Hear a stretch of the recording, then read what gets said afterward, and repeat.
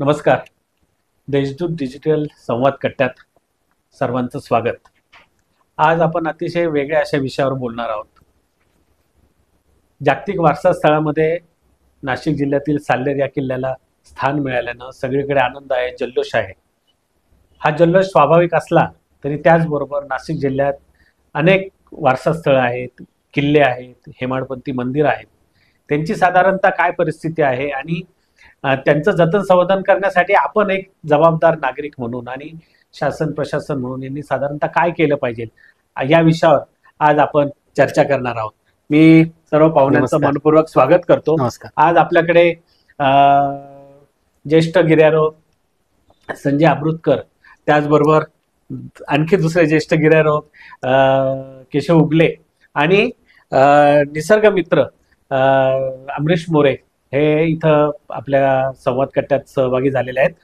आणि केवळ नाशिकच नाही परंतु संपूर्ण भारतात वेगवेगळ्या ठिकाणी ही मंडळी जातात, निसर्ग प्रेमापोटी जातात. त्यांचा स्वभाव आहे, त्यांचे हौस आहे. परंतु ह्या सगळ्या ठिकाणी जाताना किल्ले असतील, गडकोट असतील, वेगवेगळी मंदिरं असतील किंवा जंगलं असतील, निसर्गाच्या सानिध्यात जाऊन आज त्याची काय स्थिती आहे हे या सर्व मंडळींनी बघितलंय. वेळोवेळी शासनाला प्रशासनाला त्यांनी आपल्या सूचना असतील, तक्रारी असतील कळवलेल्या आहेत. तर त्यांच्याशी आपण चर्चा करून नाशिक जिल्ह्यातली जी इतर वारसास्थळ आहे त्यांच्याबद्दल साधारणतः जाणून घेऊया. मी सर्वप्रथम अमरीश मोरे यांना अशी विनंती करतो की नाशिक जिल्ह्यात जी वारसास्थळ आहेत आणि त्याच्यातही तुम्ही काही बऱ्यापैकी काम करता आहात वेगवेगळ्या पातळीवर, मग फॉरेस्ट असेल किंवा निसर्गाच्या सानिध्यात असलेली बाकीची वारसास्थळ आहे, तर तुम्हाला एक तर काय जाणवतं सध्या आणि त्याच्या जतन संवर्धनासाठी आपण काय केलं पाहिजे? बरोबर सर. नाशिक जिल्ह्यामध्ये बरीचशी जुनी मंदिरं जी आहेत, म्हणजे निसर्ग आणि मंदिरं हा एकमेकांना एक जोडलेला विषय आहे. तर आपण अगदी उदाहरण घेतलं तर ऐवंत किल्ल्याच्या इथे बिलवाडी नावाचं गाव आहे. तिथे फार मोठ्या प्रचंड संख्येने मंदिरं आहेत. अगदी मातीच्या ढिगाऱ्यांमध्ये गेलेली मंदिरं आहेत. तिथे काही बारवा होत्या ज्या पूर्णपणे गावातल्या लोकांनी शेतीसाठी बुजवल्या. तर ही अशी मंदिरं जी आहेत ती अजूनही आर्किओलॉजिकल सर्व्हे ऑफ इंडियाच्या त्यांच्या ह्याच्यामध्ये नाही आहेत, लिस्टमध्ये नाही आहेत. अशा प्रकारचे बरेचसे मंदिरं जे आहेत, काही हर्सूलमध्ये आहेत. तर एकंदरीत असं दिसतं की शासनाकडे जे अपुरं मनुष्यबळ आहे त्याचंही एक कारण आहे. या मंदिरांप्रती किंवा ह्या ज्या वास्तू आहेत यांच्या प्रती जी उदासीनता आहे, तर हे कुठेतरी व्ह्यू बदलणं अत्यंत गरजेचं आहे. आणि फक्त रिमोट लोकेशनमध्ये म्हणजे दुर्गम भागामध्येच अशा वास्तू आहेत असं नाही. नाशिक शहरामध्येही जसे इंग्रजकालीन जे अधिकारी होते यांची निवासस्थानं आहेत, तर हे सुद्धा आपल्याला हेरिटेज जी एक वन कॅटेगरी असते ह्याच्यामधल्याच ह्या वास्तू आहेत. पण कुठेतरी ह्याचं एक प्रॉपर जी यादी बनणं जे आहे हे होणं गरजेचं आहे असं एक मनोमन वाटतं. आणि ह्या गोष्टी वाचवल्या गेल्या पाहिजेत. कारण अगदी 1850-51 पासून म्हणजे जे वन विभागाचे किंवा कलेक्टरचं जे सगळ्यात पहिले नाशिकमधलं घर आहे हे त्या काळापासूनच त्याचे पुरावे सापडतात आपल्याला. तर म्हणजे यादी होऊन ह्या वास्तू आणि वस्तू दोन्ही वाचवणं गरजेचं आहे. उगले सर, तुम्ही जसं अमरीश म्हटले की या सगळ्या वस्तू आहेत, आता वस्तुस्थिती आहे. तुम्ही साधारणतः वेगवेगळी शिबिरं घेऊन लोकांचं निसर्गापोटीचं प्रेम वाढवणं, त्याचबरोबर काही शिक्षण प्रशिक्षणाचं काम करतं. तुमचा साधारणतः आता बदलत्या मानसिकतेचा काय अनुभव आहे या संदर्भात? खरं तर मी म्हणेल की आपली जंगलं आणि पुरातन वस्तू, मग त्याच्यामध्ये जसं अंबरीशने सांगितलं की ऐतिहासिक किल्ल्यांपासून बारवांपर्यंत तर मंदिरांपासून तर अगदी छोटी छोटी ठिकाणं आहेत की जी समजा ब्रिटिशकालीन आहे, त्याच्या अगोदरची आहे. ह्या सगळ्यांचं जतन करणं आणि ही आपली स्मारकं आहेत, आपले पूर्वजांचं काहीतरी महत्वाचं भाग आहे आणि तो आपण जपला तर पुढच्या पिढीपर्यंत त्याचं हे दाखवू शकू की आमचा इतिहास काय आहे. पण दुर्दैव आहे की नुसती उदासीनता नाहीये, तर आपल्याला याचं विजनच नाही. आपल्याला लोकांमध्ये हे जागरूकता करणं आणि अशा प्रोग्राम तुमचं अभिनंदन की असं हे काम करणं गरजेचं आहे की लोकांना वाटलं पाहिजे की हे जतन करणं गरजेचं आहे. आज सरकारने किंवा जागतिक स्तरावरती वारसा स्थळ साल्हेर सारखं आलं, आपल्याला आनंद होणं खूप साहजिक आहे. पण जेव्हा ह्या माणसांना, इथल्या माणसाला वाटेल की हे माझं आहे आणि माझ्या पुढच्या पिढीला मी हे दिलं पाहिजे, असंच असं जपून, ती कर्तव्य भावना ही आपल्या लोकांमध्ये आली पाहिजे. अ, अ, आपण असं म्हणतो का वारसा ज्या असतात ते संस्कृतीचं वहन करत असतात. पिढ्यानपिढ्या आपण बघतो की एखादी गोष्ट असली का ती पुढच्या पिढीला सांगितली जाते, मग त्याचं महत्व काय, त्यासाठीच प्रयोग केलं जातं. आपल्याकडे आता सध्या अशा काय वास्तू आहेत की ज्या जतन करण्याचा प्रयत्न होतो आहे आणि त्याचं आणखी जबाबदारीनं लोकांनी सुद्धा त्यापासून काही प्रेरणा घ्यायला पाहिजे असं वाटतं. निश्चित गेल्या 20 वर्षामध्ये गडकिल्ले फिरतोय किंवा काठवाटा फिरतोय, त्याच्यामध्ये एक थोडासा बदल जाणवतोय मला की आपण नेहमी म्हणतो की शासनाकडे बोट दाखवतो किंवा आपल्याकडे आपण बोट दाखवत नाही. काही झालं असलं तरी आपण नेमकी हे शासनाने केलं ते, पण त्याच्यामध्ये काही वर्षापूर्वी थोडा बदल व्हायला सुरुवात झालेली आहे.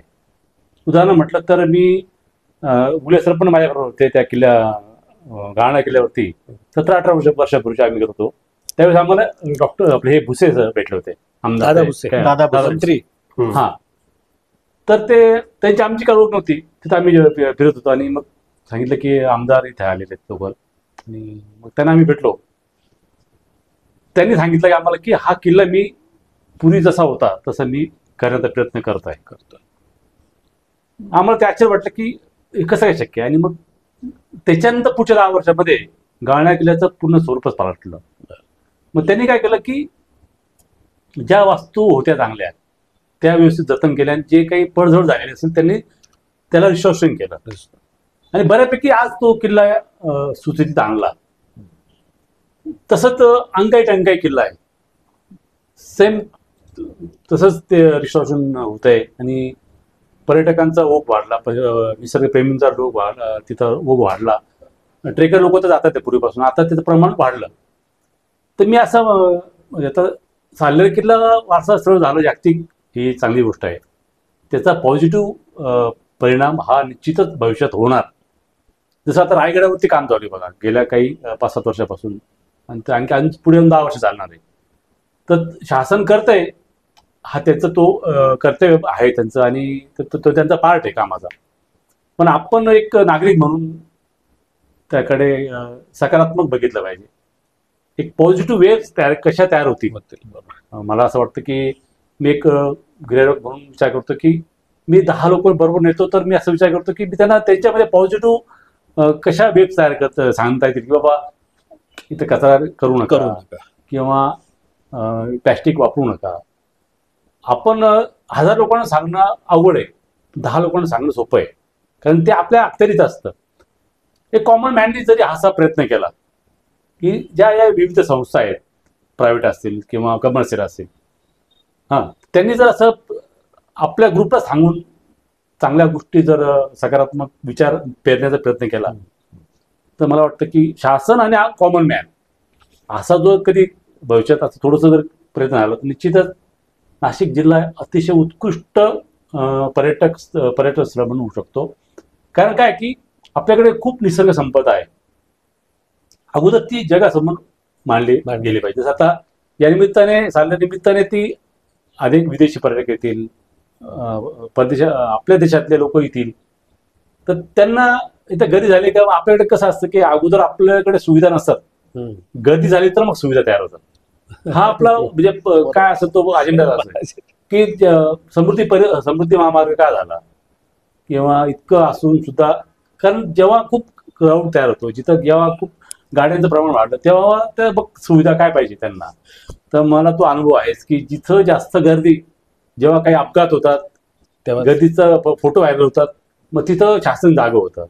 मला असं वाटतं की तसं न होता आपणच थोडंसं प्रयत्न केला तेव्हा इथे जास्त गर्दी होतं, इथं आपण काय करू शकतो, शासन आणि कॉमन मॅन किंवा तिथे लोक, स्थानिक लोक, ग्रामीण जिथे त्या पायथ्याशी राहणारे लोक किंवा त्या भागात राहणारे लोक, हा जो दुवा जर कधी झाला तर मला वाटतं की निश्चितच त्याचा चांगला पॉझिटिव्ह परिणाम भविष्यामध्ये दिसेल आपल्याला. त्याला अनुलक्षणच मला असं म्हणायचं, म्हणजे तिघांनाही मी म्हणतो की आपण काल परवा ज्यावेळेस साल्हेर किल्ल्याची ज्या घोषणा झाली त्यावेळेस आता वेगवेगळ्या राजकीय पक्षांतर्फे जल्लोष केला जातोय. जल्लोष करणं जसं आपण म्हटलं तर ठीक आहे, आनंद झाला आपल्याला सगळ्यांना. स्वाभाविक आहे. परंतु तसं पॉझिटिव्ह वाईब्स जसं म्हणतो तू, तर त्यापासून ह्या जतन संवर्धनाची एखादी मानसिकता तयार होणार आहे का, हा एक पहिला प्रश्न. कारण की आपण बघतो दर रविवारी आपण बघतो की पैनेबारीमध्ये ज्या पद्धतीचं पर्यटकांचा उच्छाद असतो, सामान्यांना त्रास होतो, किंवा कुठल्याही गड किल्ल्यावर जा तिथं लोक काही काही लिहून ठेवतात, प्रेमाशी संबंधित असतील किंवा कचरा करतात. आता एकीकडे साल्हेरला वारसा स्थळ जागतिक झालं म्हणून जल्लोष करायचा, आणि दुसरीकडे मात्र हे सगळं करत राहायचं. तर याच्यामध्ये काहीतरी एक पूल बांधता आला, आणि जे काम तुम्ही तिघही वेगवेगळ्या पातळीवर करत आहात तर त्याच्यासाठी काय करता येईल. म्हणजे ही सगळी जल्लोष करणारी मंडळी आणि तुमच्यासारखी समाजाला एखाद्या वठणीवर आणणारी मंडळी, तर हे साधलं जाईल असं वाटतं का आपल्याला, अमरीश? थोडं ह्याला वेळ लागेल आणि अवघड आहे थोडंसं, कारण ओव्हरऑल जी लोकांची मेंटॅलिटी असते ही पटकन बदलणं अवघड असतं, पण अशक्य गोष्ट नाहीये ती. ह्याच्यामध्ये एक दोन प्रकार आहेत की मूळतः जर बघितलं तर गिर्यारोहक जे आहेत हे पाऊल खुणा सोडलं तर अगदी चॉकलेटचा रॅपर किंवा कागदाचा तुकडा सुद्धा मागे ठेवून येत नाहीत ते. त्याच्यामुळे त्यांचा कचरा करण्याबद्दल त्यांचा प्रश्न येत नाही. राहिल्या दोन गोष्टी, जे पर्यटक आहेत, साल्हेर जर का आता वारसा स्थळामध्ये आलेला आहे, तर जे परदेशातून जे लोक येतात हे स्वतः नियम पाळणारे असतात, त्याच्यामुळे त्यांचाही प्रश्न येणार नाही. राहिलेली गोष्ट आहे ही म्हणजे स्थानिक जे त्यांना पर्यटक म्हणता येईल, हे मूळतः गिर्यारोहक नाही. जसं तुम्ही पैनेबारीबद्दल बोलले किंवा अगदी हरिहरला जी पायऱ्यांवरती जी भयंकर गर्दी होते, तर हे आम्ही त्यांना पावसाळी बेडूक म्हणतो.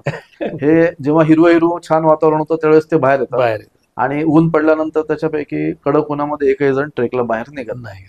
तर ह्या लोकांसाठी जे आहे, तर जर आपण बघितलं हे सगळी स्थळं जी आहेत ही वन खात्याच्या ताब्यामधली आहेत, आणि इथे फॉरेस्ट मॅनेजमेंटच्या ज्या कमिटीज असतात त्याच्यामध्ये काही वन अधिकारी आणि स्थानिक लोक ह्यांचा सहभाग असतो. मग अगदी मुळापासून सुरुवात करावी लागेल की ह्या ज्या कमिटीज आहेत यांनी थोडं स्ट्रॉंगली हे सगळे नियम त्यांनी पाळायसाठी लोकांना आग्रह केला पाहिजे. काही ठिकाणी दंडही लावले गेले पाहिजेत, कारण एखादं उदाहरण पुढे आल्याशिवाय लोक थांबत नाहीत. जसं पहिल्यामध्ये आता चेकिंग चालू आहे, जर का अल्कोहोल असेल, दारू असेल तर काढून घेतात, आणि हुल्लडबाजी केली तर त्यांना प्रसादही मिळतो. तर त्याचे परिणाम होऊन तिथली गर्दी बऱ्यापैकी कंट्रोलमध्ये आली, किंवा जो चांगला क्राऊड आपल्याला पाहिजे असतो, फॅमिली आहेत, लहान मुलं आहेत, असे लोक तिथे जायला लागलेत. हा अनुभव आधी याला भंडारदऱ्यामध्येही आपल्याला आलेला आहे. तर अशक्य नाहीये, थोडा वेळ लागेल, आणि मात्र करणं गरजेचं आहे. कारण आम्ही ज्यावेळेस बाहेरही फिरतो तर जसं आता लडाखमध्ये जस्ट झालं की तिथला जो एक छोटा प्राणी आहे, दुर्मिळ आहे, तर त्याला धरून काही पर्यटक, मॉर्मॅट जो आहे, त्याला धरून काही पर्यटकांनी फोटो काढले, पण लडाख गव्हर्नमेंट इतकं स्ट्रिक्ट आहे की त्यांनी इमिडिएटली 3 तासात त्यांच्यावरती गुन्हे दाखल केले, फोटो बाहेर आले. तर अशा गोष्टी आपल्याकडं होणं गरजेचं आहे. आणि याच्यामध्ये जे वन खातं आहे किंवा शासनाचे जे विभाग आहेत यांच्याबरोबरच ट्रेकिंगच्या ज्या संस्था आहेत किंवा ट्रॅव्हल एजंट असोसिएशन आहेत, तर ह्यांचा एकत्र मिळून पुढाकार घेणं फार गरजेचं आहे. सर, अमरीशनी खूप सुरुवात म्हणजे बरोबर तुमच्या पर्यंत नेऊन ठेवलंय. तुम्ही काजवा दर्शन करता तर त्यावेळेसही लोकांना खूप नियम अटीसाठी सांगतात, हळूहळू नंतर वाढत चाललं. तर तुमचं काय? मी जवळपास 50 वर्ष झाले डोंगरदऱ्यांमध्ये फिरतोय, 10-12 वर्षाचा असेल तेव्हापासून. दुर्दैव काय आहे माहितीये का, की आपण नुसतं ओरड करतोय की गर्दी होते किल्ल्यांवर, पण किल्ल्यांवरून होणारी गर्दी, जसं आपण अमरीश म्हणा की आम्ही यांना पावसाळी बेडूक म्हणतो, बरोबर, ते पावसाळ्यात गर्दी करतात, पण ह्या गर्दीचं नियोजन करण्यासारखी अक्कल आपल्याकडे आहे का? आहे ना. मग तिचा वापर का नाही करत आपण ह्या गर्दीचं चांगल्या पद्धतीने नियोजन करू शकलो, आणि जसं स्थानिक गाव आणि वन खातं यांचं एक समिती असते, ती प्रत्येक ठिकाणी असं असं काम करत असते. त्याचं पावती फाडणं, त्यांची एंट्री फी घेणं, अमकं याच्यामध्ये स्थानिक जे ट्रेकर संस्था एखादी घेतली, एक दोन, किंवा नाशिकचा हरिहर, तर नाशिक मधले काही ट्रेकिंग संस्थांमधले 2-4 लोक त्या समितीमध्ये घेतले आणि मग त्याची एक नियमावली बनवली आणि ती कठोरपणे अंमलबजावणी केली. कारण ट्रेकर म्हटलं की आता नानाही सांगतील किंवा आम्ही कुठेही कागदाचा कप्पा दुसऱ्याने टाकला असेल तरी तो उचलून आणतो, ही आमच्या अंगवळणी पडलंय.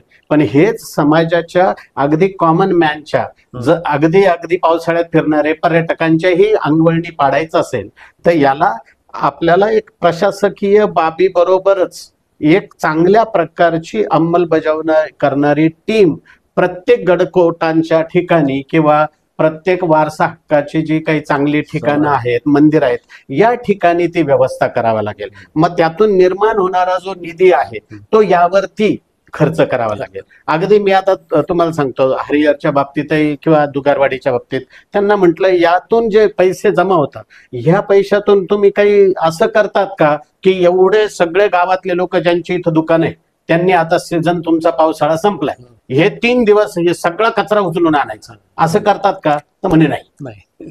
मग याच्यावर काम जर ट्रेकरची संस्था असेल किंवा काही इकडचे त्या पद्धतीने संवर्धन करणारी मंडळी असतील, यांना जर बरोबर घेतलं तर हे मला वाटतं काम होऊ शकेल. यांना कोणालाही पैशाची गरज नाही, त्यातून तुम्ही पैसे आम्हाला द्या, हे मनापासून काम करायला लोक तयार होतील. कारण मुळात मी मगाशी सांगितलं की हे आपलं आहे, हे जपलं पाहिजे. ही भावना शाळेतून अगदी लहानपणापासून मुलांमध्ये रुजवण्याचं मी तर काम केलं 32 वर्ष सेवेमध्ये. मला आठवतं की माझ्या बरोबर गडकोटांवर फिरणारी 32 वर्षातली कोणती पिढी जी काही तयार झाली ती कोणीही कचरा करत नाही. आज मला गडकोटांवर भेटतात अनेक, पण ते म्हणतात की आम्ही खऱ्या अर्थाने ट्रेकर झालो. म्हणजे ती फॅमिली बरोबर जरी पर्यटक म्हणून गेले तरी ते कचरा नाही करत. पण हे कुठंतरी एकट्या दुकट्याचं काम नाही, हे रुजलं पाहिजे खाली.